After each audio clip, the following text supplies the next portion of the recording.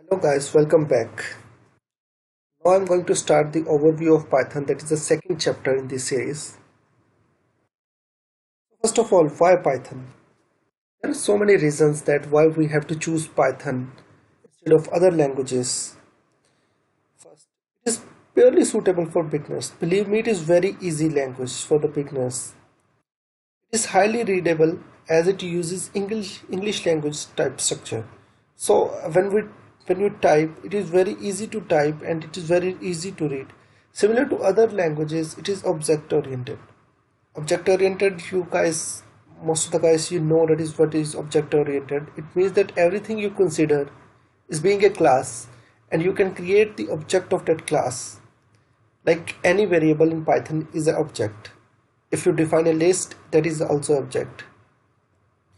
Fourth, it is an interpreted language, means that it processes the code at runtime. So you don't need to compile the program before executing it. Like in the case of Java, you first have to compile, then execute the program. This is not the case in Python. You can simply execute it. Next, some features of Python. As I already told you that it is very easy to learn. Believe me guys, you can learn the basic of Python within 5 to 10 hours. If you continuously learn this, you can easily learn to 5 to 10 hours.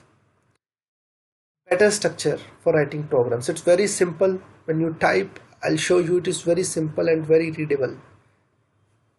Similar to other languages, it's also portable. It means that you can run it on any hardware, whether it's Windows platform or it's Unix platform, Ubuntu, CentOS, anywhere you can run it.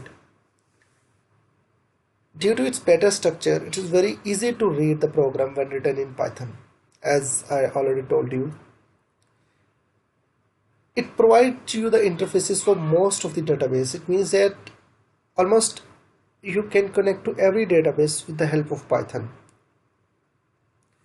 Auto garbage collection is supported in Python.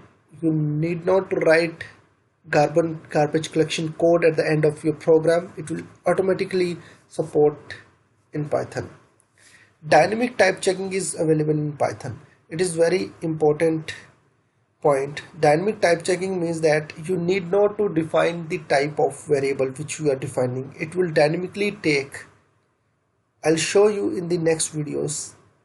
For now, we'll move forward with the installation of Python. Thank you.